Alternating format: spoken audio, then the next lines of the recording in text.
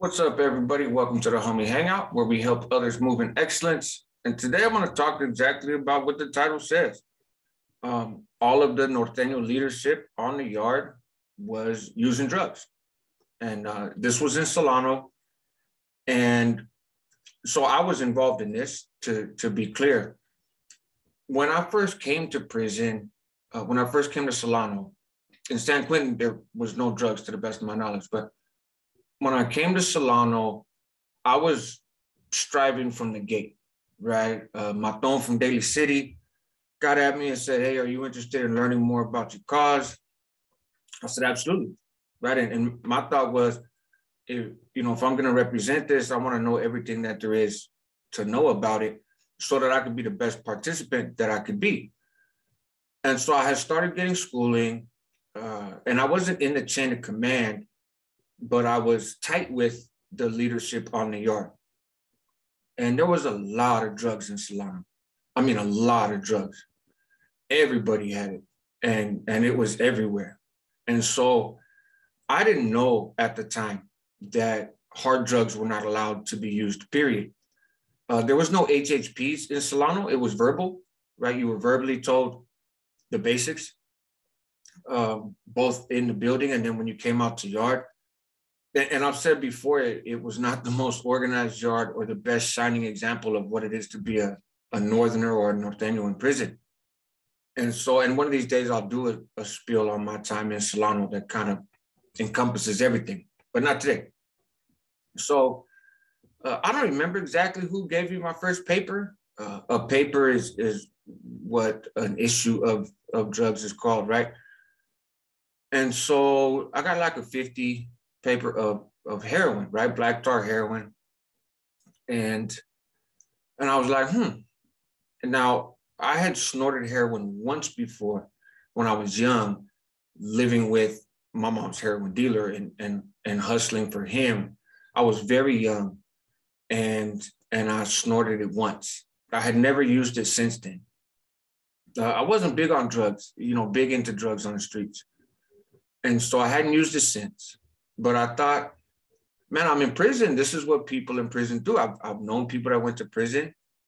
It seems like heroin and prison go hand in hand, as far as I was concerned, right? So it was like part of the prison experience. All right, cool. And I used it and I liked it, to be quite honest, right? It was pretty cool. And then I didn't use for a while, and sporadically it would come through. And also I was climbing up the ranks, so to speak, right? And so I wound up getting pulled, which was then a status that was confirmed later, right? But I wound up getting pulled, and I moved in with Tito, right? Who I've talked about a couple of times before, but Ramon Arriaga from Stockton, Little Unity, who had the keys to the yard. And everybody knew that he used dope, right? And so I moved to his cell to become his cellie. And my first night in his cell, he's like, "Hey, you fuck around, right?" And he had a little rig, right? Called it like a binky, I think. And so he goes, "Hey, you fuck around, right?" I said, "I have before. Like, I've never been sick or anything, but I've messed around." And God's honest truth, this dude looks at me and he goes, "Oh, you will be living in this cell." And it kind of threw me for a minute. And at this point, I do know that we're not supposed to use hard drugs, right? Like, I know that now. But the pattern had already been set, and everybody was doing it, which is not an excuse. I don't let my kids get away with that excuse. But just to say, that was the example, and that was my first mainline. And the dude was right. The dude was fucking right. And he was always just people gave him tons of dope. Now, to be clear, Northerners that brought in product, they weren't taxed on the yard. They weren't required to give a percentage to the household, right? Some people did, and a lot of people didn't. But it wasn't required. So I don't even necessarily know where a lot of these drugs came in. I got involved in that for a little bit, and then that led to an issue with Snoop, the infamous founder of the Northern Riders, and that'll be another video for another time for those that haven't heard the story. But there was just a lot of drugs, and so we had gone on a lockdown, and we were on lockdown for a few weeks, right? Maybe close to a month. And the first couple of weeks, we had tons of drugs, and I'm fixing at this point, right? I can't fix myself. I've never shot dope into myself besides like my skin and the belly, kind of skin it. But I'd use a little green belt, a state belt, and hold him off while he shot dope himself. And then, I would hold it for myself while he shot dope into my arm. I wound up getting hepatitis C from sharing a needle with him. And so, yeah. And we were on lockdown. There was a lot of drugs at the beginning of the lockdown. Africanos were tossing drugs, Woods were tossing drugs, like Bisons were trying, everybody was tossing drugs in there. And then there was no more drugs, right? And I was miserable. Anybody that's kicked heroin knows. And this was not like some years-long addiction, right? This was a couple weeks of steady usage inside the cell. And I was, oh my goodness, man, and my legs hurt and were cramping up. I was sweating, I couldn't sleep. It was fucking ridiculous.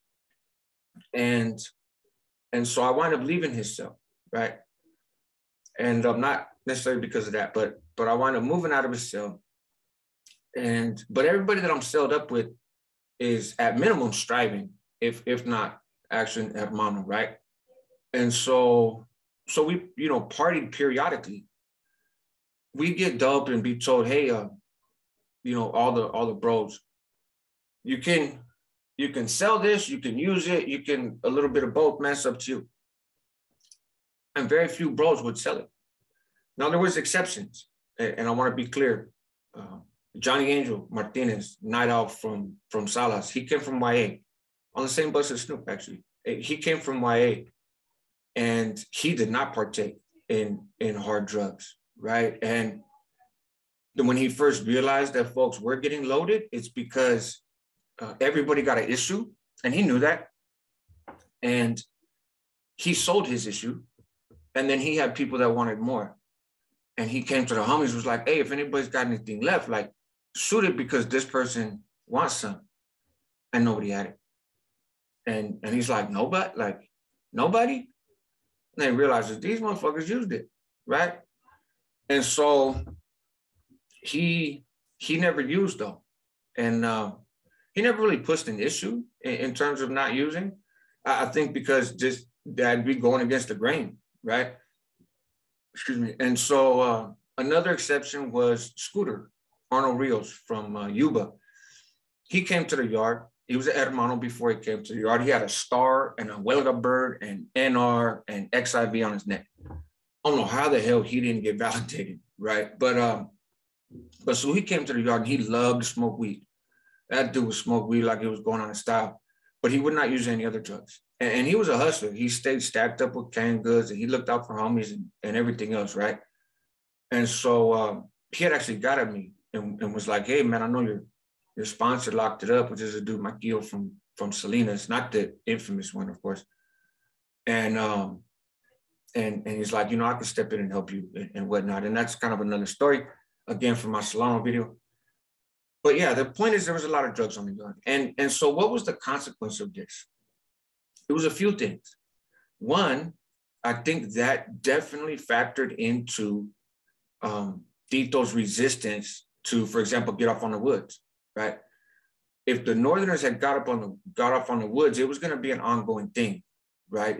Unlike the conflicts with the Southsiders, where it's just a one-way kind of, get off and then go on lockdown. We come off lockdown, there's no repercussions. There's not an ongoing conflict.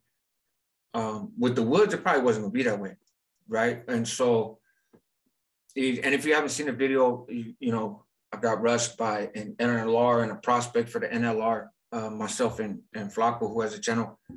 And I did a video about that. I'll link to it up there. And so I think that's part of it. A lot of youngsters, a lot of first termers got used to using drugs. And I would imagine for some of them, as they moved on in their career, if they kept using, then I would imagine they had to face some serious consequences. And so that's not right. But it also, so it jeopardized the security on the yard in a fucking 100,000 different ways. And it dictated people's behavior, right? And frankly, I think it created a weakness in some people, and not just in Tito, but in other group segments as well. Rick, who was the leader of the Southsider Car, was also a heroin addict. And like I said, there was a lot of drugs there. So he's inclined to hang out there. And they get took off on every once in a while by the North, and that's not a big deal. So the hot rod from the woods was strung out on heroin, right? And so I think it was a weakness. It was a point that the CEOs in the system could leverage, because these dudes wanted to be able to get high. And if they went to the hole or went to the sewer, whatever, they're not going to be able to get high as much. And if they went to another yard, at least for the North and the South, they may or may not be able to get high. Now, kind of find out Tito was trash. And so he never went back to a yard after he was removed in Solano. Last I heard, he was out on the streets. He was at a funeral or something. Anyways, so that was part of it. The other effect it had on me personally is when I left that institution, I vowed to not use any hard drugs, right? And I'm not a big weed smoker. You know, I never really have been. Have I smoked it? Of course. Did I smoke some in prison? Of course, right? But I'm not big on that stuff. And so as I moved on from Solano, I was like, I'm not doing this. And in particular, knowing that the North didn't take off on the woods, and knowing that probably drug addiction had something to do with it, I was disgusted and let down. And frankly, I was also kind of disgusted in myself that I went along with this stuff. You know, at that point, I had a lot of schooling, and my schooling was good. And I knew it wasn't right. And yet I still partaked, you know, on occasion. And so when I went to the hole, I was like, man, I'm free from all that, and I'm never going there again. And there will be no tolerance, right? If I can help it, wherever I go, there will be no tolerance for hard drug use. And that's how it was, right? Now, granted, after that, I was on a no good yard in Salinas, so I took off there and I went to the hole, and then I was on a good yard in Salinas and I had authority there. And then I went to Vacaville for surgery and I got validated in Vacaville. And so I wasn't on a main line again for the last half of my time. So, you know, so it's not like I had a lot of action on a lot of yards, but nonetheless, I turned from it. And see, when I was young, I was against drug use. I thought that drug addicts were weak because I grew up and I had family that was strung out. And I seen what they failed to do. And I looked around and I seen other people, and I was just very judgmental, right? And I stayed in a predominantly, you know, Black area. Couple people, you know, a couple houses with Raza and a couple houses with polys, but and they was hustling and selling drugs and whatnot. And I seen the desperation in the addicts, you know, and I was like, man, that's just whack. I ain't with that. And so I had a harsh view of it. I don't hold that harsh view now. You know, you get older, you tend to see things a little bit different. And I'll do some stuff on my own addiction to alcohol. You know, I'll do some more stuff on that. But now I get it, you know, and so I've spoke at recovery meetings and that kind of stuff. And I relate to those folks in a lot of ways, even though I was never strung out on hard drugs. I can still relate. We've been through a lot of the same stuff. And so some of my best friends are in recovery, you know. And there's some people that are using that I keep a distance from. And there's some people that are using that I would welcome into my house anytime. My older brother Trigger is a prime example. You know, he's always welcome, right? And I don't care, but I know him and he knows me and he ain't gonna get out of pocket. I trust him with my kids. My kids love him.